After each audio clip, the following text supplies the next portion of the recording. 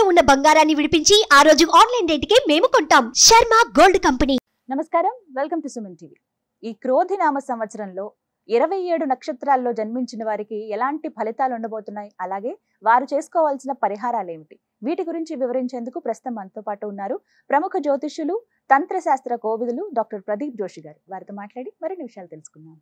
గురుగారు నమస్కారం అండి. శ్రీమాత్రే నమః. గురుగారు, రోహిణి నక్షత్రం వారికి ఈ క్రోధినామ సంవత్సరంలో ఏ విధంగా ఉండబోతుందంటారు, అలాగే శుభ ఫలితాల కొరకు వారు చేసుకోవాల్సిన పరిహారాలు తెలియజేస్తారా? నక్షత్ర ఫలితములోనే ఉంటాయి. ఒకటి మనం గుర్తుపెట్టుకోవాలి, చాలా మందికి వాళ్ళ జన్మ నక్షత్రం ఏందో కూడా వాళ్ళకి తెలియదు.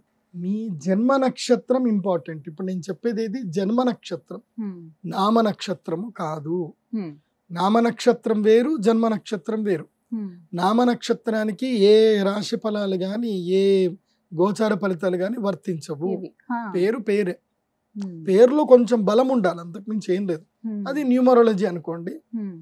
నేను చెప్పేటువంటి పరీక్ష ఏవైతే నక్షత్ర ఫలితాలు ఏవైతే ఉన్నాయో ఇవి జన్మ నక్షత్రం అయితే తెలుసుకోవాలి. మీ జన్మ నక్షత్రం మీకు తెలియదంటే నా వెబ్సైట్కి విజిట్ అవ్వండి.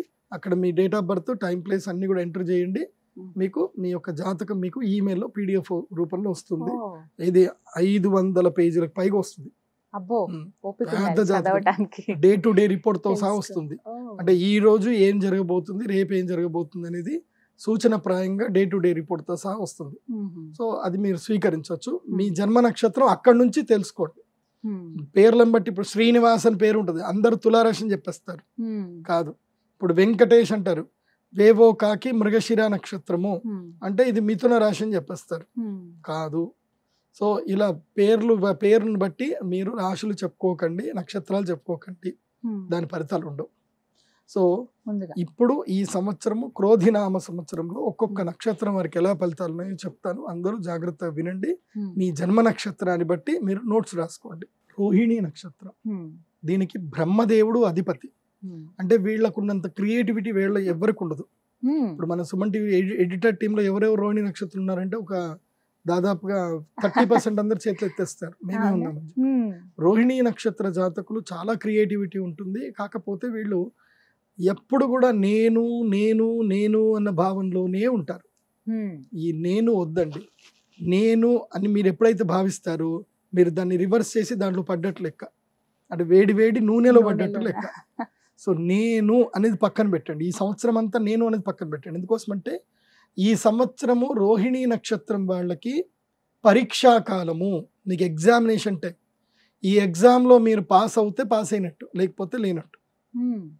ఎలాగానంటే మనము చిన్నప్పుడు గొడ్డలి కథ విన్నాం కదా, బంగారు గొడ్డలు పడింది, ఒక గొడ్డలు పడిపోతే కిందికి వచ్చి బంగారు గొడ్డలు తెస్తే ఇది నాది కాదు, వెండి గొడ్డలు ఇస్తే ఇది నాది కాదు, తర్వాత 3 తెచ్చి చేయడం ఏదైతే ఉంటుందో అట్లాంటిదే మీకు ఈ సంవత్సరం పరీక్షలు జరుగుతాయి. నమ్మకం మీద పరీక్షలు జరుగుతాయి. ముఖ్యంగా రాజకీయ నాయకులకు, రోహిణి నక్షత్రంలో రాజకీయ నాయకులు చాలా మంది ఉంటారు. రాజకీయ నాయకులకు చెప్పింది ఏంటంటే ఈ సంవత్సరం నమ్మకాన్ని నిలబెట్టుకోండి. వచ్చే సంవత్సరానికి మీకు అదృష్టయోగం రాబోతుంది. అయితే ఈ సంవత్సరము గొడ్డు కష్టం పడాలి. వృషభ రాశిలో వస్తుంది రోహిణి నక్షత్రం, చతుష్పాద నక్షత్రం.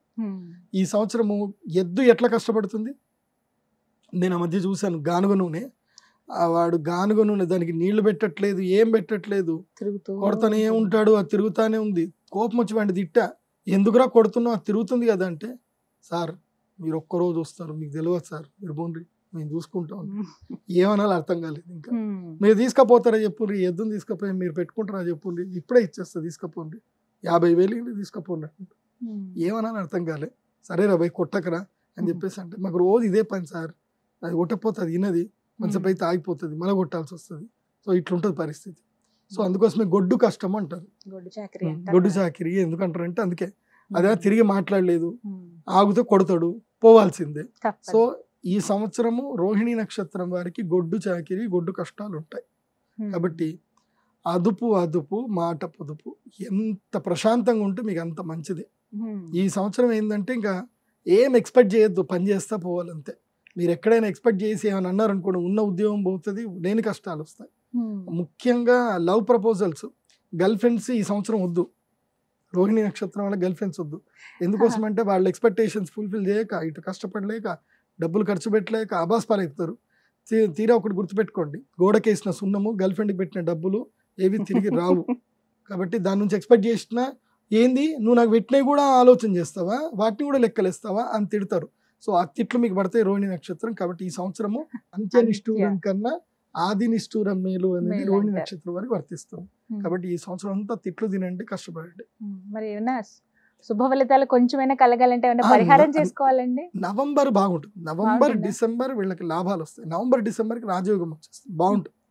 కాకపోతే పరిహారం అంటే ఏంటంటే అనునిత్యము ఆంజనేయ స్వామి ఆరాధన చేయండి. తర్వాత వెంకటేశ్వర స్వామి దగ్గరికి వెళ్ళండి. అక్కడ కుమార తీర్థం అని ఒకటి ఉంటుంది. కుమార తీర్థము వెళ్ళి అక్కడ స్నానం చేసి ఒక 3 గంటల పాటు కూర్చొని తపస్సు చేయండి. మీకు ఏ నమశివాయ వస్తే నమశివాయ, నారాయణ అంటే నారాయణ, ఏది కావాలంటే అది 3 గంటల పాటు తపస్సు చేయండి, బాగుంటుంది. అయితే అక్షయ తృతీయ రోజున సేవ చేయండి. అక్షయ తృతీయ రోజున మా అమ్మవారి గుడిలో మేము మహాలక్ష్మి యాగం చేస్తున్నాం.